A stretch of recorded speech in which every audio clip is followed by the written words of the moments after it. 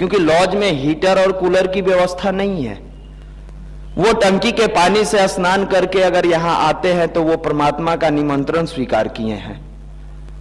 कहीं ना कहीं हमारी भी आपकी इच्छा नहीं होती है कितनी ठंड में जग के और हम यहां आए, लेकिन इसी का नाम तो विश्वास है, जिसको कृष्ण गीता में कहते हैं, हे अर्जुन, अगर तेरे पास विश्वास की ताकत आ जाए तो तू दुनिया की सबसे बड़ा व्यक्ति है।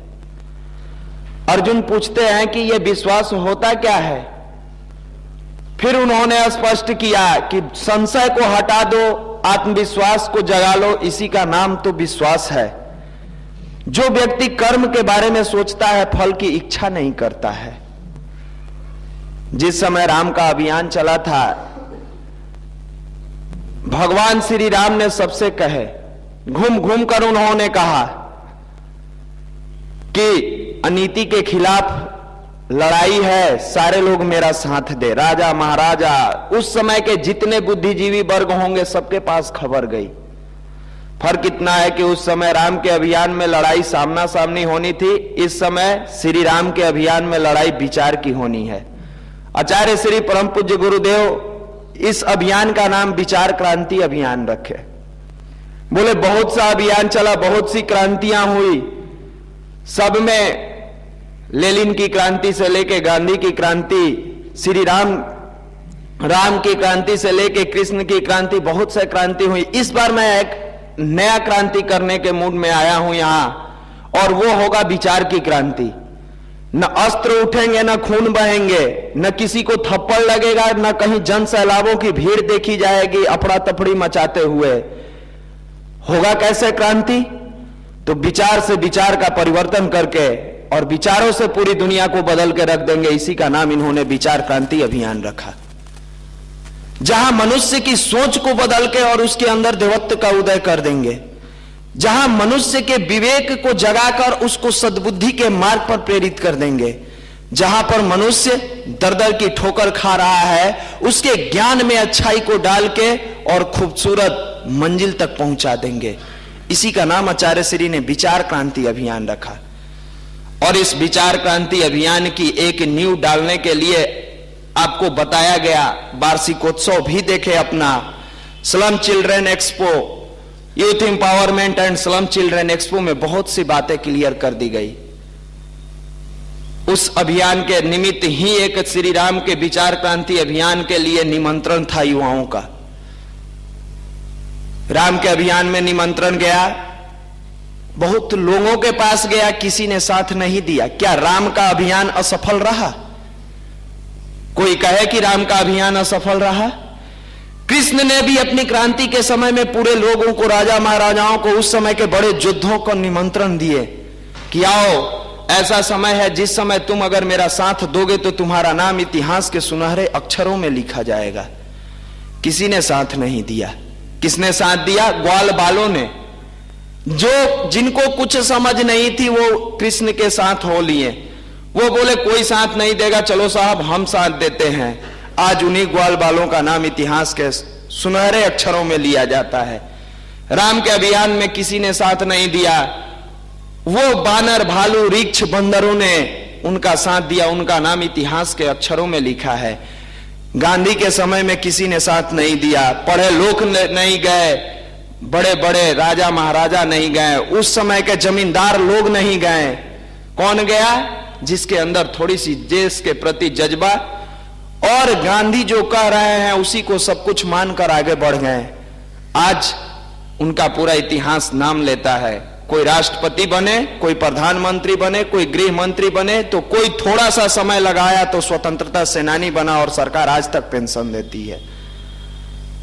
परमात्मा के अभियान में भी भाग लेने का निमंत्रण और सुअवसर 2012 में प्रज्ञा युवा प्रकोष्ठ द्वारा लाया गया।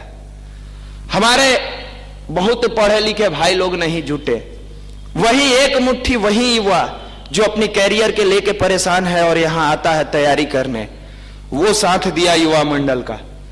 उन्होंने कमर कस के तैयार हुआ कि भैया 16 दिसंबर सुनहरे अक्षरों में लिख दिया जाएगा, हमारी जितनी मेहनत होगी हम आपके साथ हैं। ऐसे तो अपने परिवार के भाई का धन्यवाद नहीं देना चाहिए, उनकी की हुई कृति कम पड़ जाएगी, लेकिन ये मेरे दिल का धन्यवाद नहीं है, उस परम पूज्य गुरुदेव परम वंदनीय माता जी के तरफ से एक मेरा निवेदन है, उनके तरफ से अपनी शब्दों का, दो शब्दों को स्नेह रूप में परोसने का तरीका है कि जिसने गुरुवर के कार्य के लिए 16 दिसंबर में अपनी समय का एक एक क्षण लगाया, भगवान उनकी जिंदगी को हमेशा खुशहाल बनाए रखेंगे। ये परम वंदनीय माता जी और गुरुदेव के तरफ से है। और जिस व्यक्ति ने दूर रहकर भी इस कार्यक्रम को देखने का सुअवसर नेट के माध्यम से उपलब्ध कराया गया था और वो देखे, दूर से सहयोग किया, उन हजारों युवा भाइयों को भी परम वंदनीय माता जी और गुरुदेव का स्नेह आशीष मिलता रहेगा, जो इतनी ठंड में आके हमारे मुक्ता आकाश मंच पर गुरुवर की वाणी से ओतप्रोत होकर अपनी जिंदगी को बदलने का एक शानदार और सुअवसर मिला, तो उसे अपनी मुट्ठी में अपना लिया। सबको गुरुवर का आशीर्वाद बरसता रहे। आता है कि जैसे ही राम के अभियान से थोड़ी सी प्रसन्नता मिली और सुग्रीव को अपना गद्दी मिला, सुग्रीव घमंड में आ गए। बाली द्वारा छीनी गई राज्य को श्री राम ने जैसे ही दिलाया, सुग्रीव के अंदर घमंड आ गया। ऐसा नहीं कि हम युवा भाइयों के अंदर भी थोड़ी सी सफलता देखकर घमंड आ जाए कि मैंने तो 16 दिसंबर को वो इतिहास लिखा जिसकी कोई कल्पना नहीं कर सकता है। एक चीज आगाह भी करना चाहते हैं, हमारी आपकी उम्र कम है। सफलताओं को पचाने का एकमात्र माध्यम है गायत्री की शरण में जाना, और उसी का नाम भारत का अध्यात्म है। जहां गांधी जैसा फकीर व्यक्ति भी इतनी बड़ी जन सैलाब का समर्थन होने के बाद कभी अंदर से उबाल नहीं आया, कभी अंदर से उनके अंदर घमंड नहीं आई। हमेशा फकीर की जिंदगी जीने वाला व्यक्ति आधे धोती को पहनते थे और आधे धोती को ओढ़ते थे, कभी उनमें अकड़पन नहीं आया। यही हमारे युवा भाइयों में होनी चाहिए। सफलताएं आई हम सबके सहयोग से आया। हमारे एक एक भाई ने दिन रात एक करके अपने समय का सदुपयोग किया। हर एक लॉज में, हर एक इंस्टीट्यूट में, यहां तक कि बहुत जगह गाली तक सुना। मान अपमान को गला देता है उसे ही दुनिया सम्मान करती है। जो मान अपमान को गला के नहीं पीता है उसका सम्मान कहीं नहीं होता। आप देखे होंगे कि जिस पेड़ पर सबसे ज्यादा फल होता है उस पेड़ पर सबसे ज्यादा पत्थर मारे जाते हैं। ऐसा कहीं है खजूर के पेड़ पर पत्थर चलाते हुए किसी ने देखा या किसी ने चलाया है? यहां जितने भाई बैठे हैं वो सारे भाई अगर पत्थर चलाते हैं तो आम के पेड़ों में, फलदार वृक्षों पर पत्थर चलता है। अगर कहीं गाली भी सुननी पड़ी तो गुरुवर के लिए दो शब्द अगर कड़वा सुनना पड़ा तो उसे अपना सौभाग्य मानिएगा, क्योंकि अपनों लिए तो पूरी दुनिया गाली सुनती है। अगर भगवान के अभियान में दो गाली पड़ती है तो वो आपका सौभाग्य है और आपके अंदर स्थिरता पैदा करती है, जो आपको पेशेंस दिलाती है कि आप भी युवा और सामने वाला भी युवा। उसने अच्छे कार्यों के लिए चढ़ के दो शब्द गालियां दी, आपने हाथ जोड़कर सम्मान पूर्वक उसका सम्मान किया, और यही बड़ाई इंसान को ऊंचा उठाती है। इसी को लेकर युवा प्रकोष्ठ अपना आगे बढ़ रहा है। सफलताएं मिली, सफलताओं से खुशी मनानी है, लेकिन खुशियां ऐसी होनी चाहिए ताकि खुशी के साथ अंदर से कभी घमंड न आए। खुशियां ऐसी होनी चाहिए कि दूसरे को देख के उससे तकलीफ न हो। खुशियां ऐसी हो कि खुशियों में हर समय परम पूज्य गुरुदेव और परम वंदनीय माता जी द्वारा बांधे गए अनुशासन का पालन हो। ऐसा नहीं कि खुशियां मनाने में ये भूल जाए कि हम उसी परिवार, उसी गायत्री के साधक है, जिसके चलते एक उसकी मर्यादा है वो उल्लंघन होते चली जा रही है। खुशियों को मनाने में किसी भी तरह की कोई कोताही न करे, लेकिन खुशियां ऐसा न मनाए जहां मर्यादा टूट जाए, उसको भी साथ में रखेंगे। अच्छे कार्यों के लिए जब परमात्मा का निमंत्रण होता है तो एक मुट्ठी लोग ही आते हैं। अपनी युवा मंडल की एक खासियत रही है कि यहां जिन भाइयों ने जिस समर्पण से आचार्य श्री के खेत में बोया, उससे कई गुना ज्यादा काट के यहां से ले गए। बार बार वहां से भी बताया गया कि अगर प्राकृतिक के खेत में बोते हो तो 10 गुना ही रिटर्निंग आता है, 100 गुना ही रिटर्निंग आता है।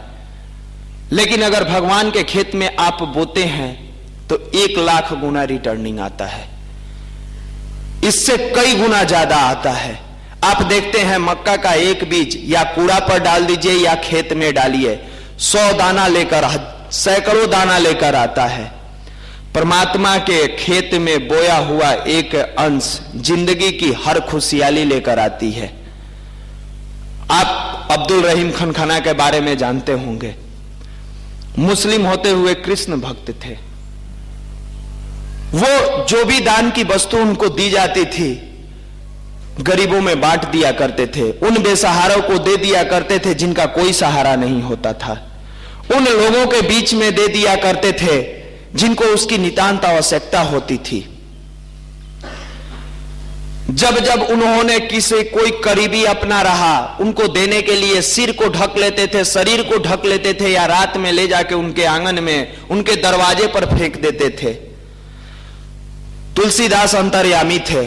उन्होंने एक लेटर लिखकर भेजे कि ऐसी देनी देन को कित सीखे हुसैन, जस जस तर ऊंचे उठे तासो नीचे नैन। ऐसा देना तुम किससे सीखे हो, जहां हाथ को तो उठाते हो, सिर को औरतों की तरह चुरा लेते हो। अब्दुल रहीम खनखना समझ गए कि तुलसीदास अंतर्यामी हैं, हमारी अंतर भाव को जान गए हैं। वो लिख के उधर से भेजते हैं कि ऐसी देनी देन को कित सीखे हुसैन, जस जस तर ऊंचे उठे तासो नीचे नैन। मैं क्यों नीचे सिर करता हूं, उसके जवाब में लिखते हैं कि हे मालिक, देनहार कोई और है, भेजन ज्योति निरैन। देने वाला तो कोई और है जो दिन रात भेजता है। लेने की पात्रता विकसित होनी चाहिए। अगर आपकी पात्रता विकसित नहीं होती है तो आप दोष भगवान को ठहराते हैं। परमात्मा ने आपको सशरीर सुंदर सुगढ़ व्यक्तित्व का सारा चीज भर कर भेजा है। आप पढ़ाई नहीं करते हो तो इसमें उसका कोई दोष नहीं है। आप दिल नहीं लगाते हैं, इसमें उसका कोई दोष नहीं है। देनहार कोई और है, भेजन ज्योति निरैन। क्योंकि वर्तमान समय में अगर कोई पोस्ट निकलता है आईएएस का तो वो भी भरता है। देने वाला ने प्रतिभा तो दिया, जिसके कलम में दम था उसने आईएएस को निकाला। और गैंगमैन की वैकेंसी भी निकलती है तो वो भी खाली नहीं जाती है। तो कैसे मान लिया जाए कि परमात्मा देता ही नहीं है? वो तो दिन रात देता है। लोग भरम मुझ पर करे तासो नीचे नैन। लोग समझे कि बहुत बड़ा अब्दुल रहीम खनखना दानी है, इसलिए मेरा सिर झुक जाता है। तुलसी इस संसार में सबसे मिली है भाई, ना जाने के भेष में नारायण मिल जाए। हर जगह पर अच्छाई बट रही है। युवाओं के अंदर वो ताकत होनी चाहिए कि अच्छाई को अपनाकर अपनी जिंदगी को सही रास्ता दे दे। हर पथ पर उसे भगवान मिलेंगे, हर पथ पर उसे सही रास्ता मिलेगा और हर मंजिल उसके लिए छोटी नजर आएगी।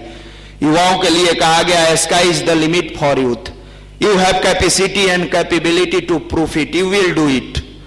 आपके अंदर इतनी क्षमता है, आपके अंदर इतना पोटेंशियल है कि आप अपने वर्कों को सही दिशा में करते हुए दुनिया की सबसे ऊंची सीढ़ी पर अपना नाम रोशन कर सकते हैं।